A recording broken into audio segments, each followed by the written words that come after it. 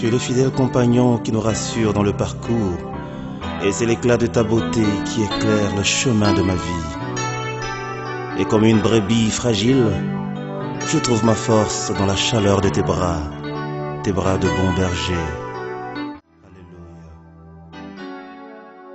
Alléluia. Tu es comment se donner un chrétien comme celui-là, parce qu'il faut tout donner à Dieu d'abord, il faut tout remettre entre les mains de Dieu. Nous allons prier donc. Seigneur, tu es notre Dieu, tu es notre Seigneur, créateur du ciel et de la terre. C'est à toi qu'appartiennent toutes choses, Seigneur. Tu es le propriétaire et nous ne sommes que les intendants. Il s'agit de ton œuvre en ce moment. Il s'agit de ce que le royaume, Seigneur, ô Dieu, s'agrandisse. Il s'agit, Seigneur, ô Dieu, de trouver des stratégies, Seigneur, selon lesquelles et par lesquelles, Seigneur, ton royaume s'agrandira. Nous soupirons après toi comme des biches qui soupirent après les courants d'eau. Seigneur, nous avons besoin de toi. Nous avons besoin de te connaître. Et nous voulons te connaître, Seigneur, ô Dieu, dans une autre dimension. Une dimension assez grande. Parce que toi, tu traites avec nous selon le degré de connaissance qu'on a de toi. Père, je te bénis pour ce moment que nous allons passer ensemble. Je te bénis, Seigneur, ô Dieu, pour ces hommes, Seigneur, qui sont au-devant de moi et qui veulent bien connaître, Seigneur, ô Dieu, ce ministère. Le ministère suppose le service. Et c'est toi qui nous as donné, Seigneur, cette charge. Et tu dis, Seigneur, lorsque tu donnes une vision, tu donnes également des stratégies. Tu donnes également, Seigneur, ô Dieu, les moyens par lesquels la vision devrait s'accomplir. Et je te bénis pour ce moment. Parce que, Seigneur, le monde entier saura exactement ce que tu voudrais faire dans ce ministère et ce que tu voudrais, Seigneur, ô Dieu, que ce ministère fasse pour l'avancement de ton royaume. Que la gloire et l'honneur te reviennent. C'est au nom précieux et magnifique de Jésus-Christ que j'ai prié. Amen. Amen. Merci, pasteur Xavier. Nous allons passer directement à la première question. Qui est le pasteur François Xavier Mbédé? Comme vous venez de le dire, je suis pasteur par abus. Parce qu'en fait, mon appel, je suis évangéliste. Je m'appelle François Xavier Mbédé. Et j'ai aujourd'hui 36 ans. Le Seigneur m'a confié un ministère assez délicat. Et ce ministère naît d'une vision. Et vous avez posé la question de savoir qui est le pasteur. Je suis, comme vous l'avez si bien déjà dit, le pasteur François Xavier Mbédé. Je commence ce ministère il y a plusieurs années déjà. C'est-à-dire que je rencontre le Seigneur Jésus-Christ en 1987, pendant que j'étais encore élève au secondaire. Et à partir de là, j'ai donc un père spirituel qui m'enseigne la parole de Dieu et qui m'amène à rencontrer le Seigneur Jésus. Et je l'ai rencontré en 1988. Et j'ai été enseigné. Après ces enseignements, je suis passé par le baptême. J'ai été baptisé, j'ai donné ma vie à Christ. Et puis, j'ai continué mes études. J'ai eu un baccalauréat A4. J'ai continué à l'université de Yaoundé 2, où je suis sorti avec une licence en droit public. Après cette licence en droit, j'ai senti que j'avais peut-être raté ma vocation et qu'il y avait un appel particulier qui frappait dans mon cœur. C'est ainsi que je rencontre donc des hommes, des frères qui m'adoptent. Et dans le tas, je suis proposé comme serviteur de Dieu dans l'assemblée. Je me souviens encore très bien, c'est l'assemblée des messagers du Christ à l'époque, à Yaoundé, et qui était, n'est-ce pas, dirigée par l'apôtre Tchepmeni Abel. Et j'ai connu beaucoup de serviteurs qui m'ont soutenu dans cette œuvre. Et c'est ainsi que, quelques années plus tard, j'ai eu l'opportunité d'entrer dans des centres de formation biblique où je suis sorti avec un diplôme de l'école supérieure du ministère. Donc, avec un appel d'évangéliste, j'ai commencé à faire dans l'enseignement Et aujourd'hui, ce ministère connaît non seulement des enseignements, mais aussi le Seigneur m'a gratifié d'un don, le don de guérison. Comme vous pouvez le constater sur ces photos, ça c'est une dame qui est passée par ici et qui, ma foi, a eu cette grâce d'être guérie, pas par moi, mais par le Seigneur Jésus-Christ. Il y a cet homme qui est passé par là, qui avait le cancer de la gorge et qui a connu aussi une délivrance. Gloire soit rendue à notre Seigneur Jésus. C'est la même femme toujours là. Et ça, c'est un enfant qui sort de l'Est du Cameroun et qui ne pouvait pas recevoir des soins dans des hôpitaux de la place, à savoir un centre médical de référence de la place, où on a demandé à ses parents de rentrer avec lui parce qu'il était vraiment impossible de le soigner et qu'il n'attendait que quelques jours pour mourir. Et le Seigneur l'a récupéré par mon canal. Il a été guéri et je crois qu'avec le temps, nous aurons l'occasion de le voir bien portant et en bonne forme. Nous avons plusieurs choses pendant des séances de délivrance, par exemple, des choses qui sont sorties des appareils génitaux, je veux dire l'organisme de la femme pendant la délivrance. Et nous avons eu encore beaucoup de choses que je pourrais énumérer ici.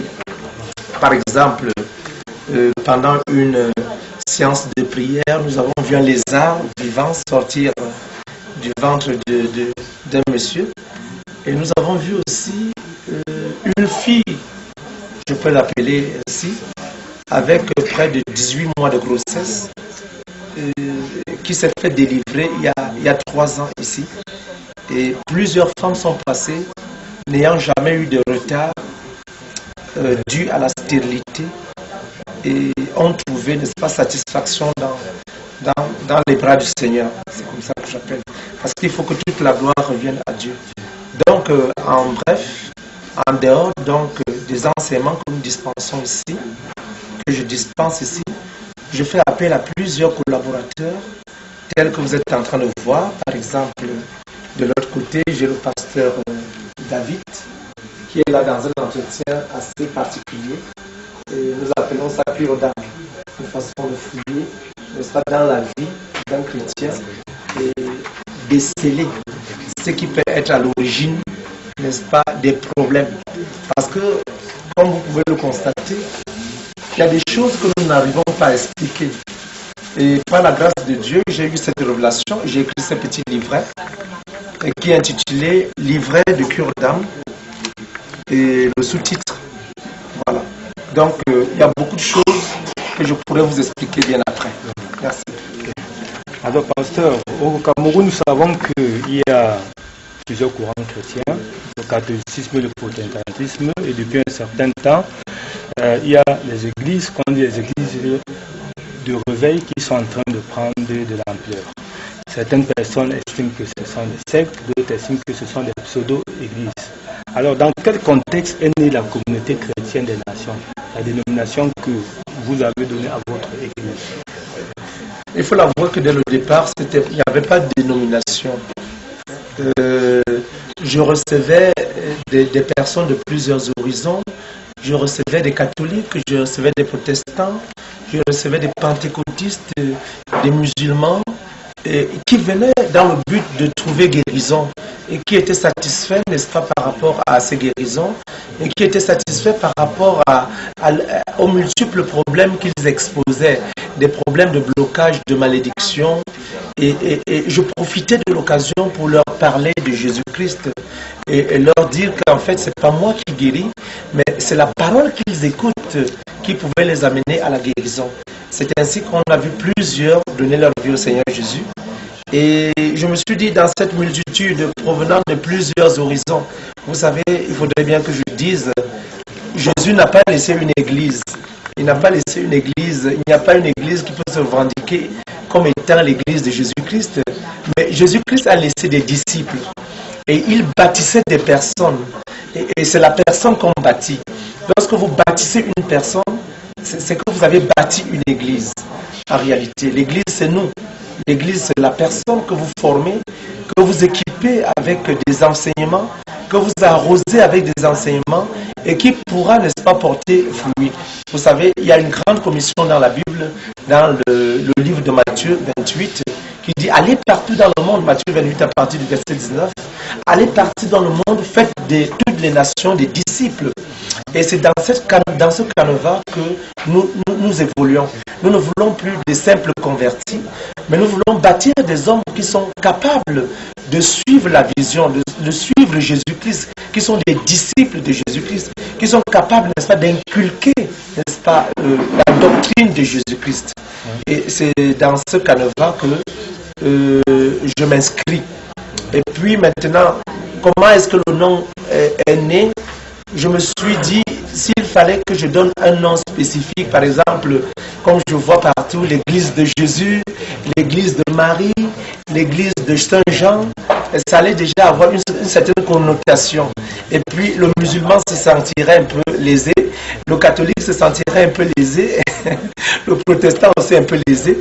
Alors je me suis dit, c'est une communauté de ceux-là qui suivent le Christ, la communauté chrétienne de plusieurs nations.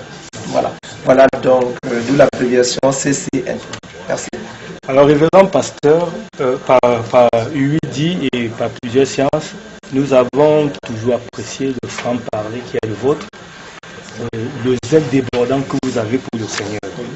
Alors, mais nous sommes toujours tentés néanmoins de vous poser une question. Quelle est la spécificité, quelle est la force du pasteur François Xavier? Puisque nous savons qu'il y a beaucoup d'hommes de Dieu, malheureusement, là, qui tombent toujours dans des travers. Qu'est-ce qui fait la particularité du pasteur Xavier Ndédi? C'est d'abord ma sincérité avec le Seigneur Jésus. J'ai une très grande relation avec le Seigneur. Et je prie beaucoup, je jeûne beaucoup, mais je ne dirais pas que c'est ça qui est l'essentiel. L'essentiel pour moi, je dis toujours que c'est la grâce de Dieu. Et Dieu nous a donné sa grâce, Dieu nous a donné des dons. Et lorsque nous découvrons le don que Dieu nous a donné et nous le mettons en pratique, on l'exerce chaque jour. Et je crois que c'est dans cet aspect des choses, c'est dans cet élan que, n'est-ce pas, on peut émerger. Donc, je ne pourrais pas dire que c'est moi, mais je dirais que c'est la grâce de Dieu. Je ne pourrais pas dire que c'est le fait de passer trop de jeûne, le fait, n'est-ce pas, de prier. Non, tout le monde prie, tout le monde jeûne, mais je dirais tout simplement c'est la grâce de Dieu. Et puis, la sincérité que j'ai avec Dieu. Vous savez, à mon âge, je ne suis pas déjà vieux. Je suis peut-être entre les deux âges, mais je me suis abstenu de beaucoup de choses pour servir le Seigneur. J'ai abandonné plusieurs choses. Et je le dis souvent à plusieurs de mes chrétiens. Je dis, le Seigneur m'a tiré de la boue. Il m'a pris, n'est-ce pas, dans une poubelle pour montrer un exemple, l'exemple à plusieurs personnes qui sont comme moi aujourd'hui, que ces personnes sont capables de changer de vie. Je ne peux pas vous dire, je ne peux pas me mettre à vous dire ce que j'étais, mais je vous dis, j'étais pire et je reconnais cela aujourd'hui et je crois que c'est la grâce de Dieu qui opère en moi tout simplement. Et beaucoup de mes amis aujourd'hui de la fac, beaucoup des amis avec qui je faisais les boîtes de nuit, avec qui je faisais des choses impensables et incroyables, sont en train de donner leur vie au Seigneur Jésus-Christ par rapport aux actes que je pose, par rapport à mon comportement, par rapport au changement qu'ils voient en moi. Donc, en fait, je dis encore, c'est une grâce du Seigneur.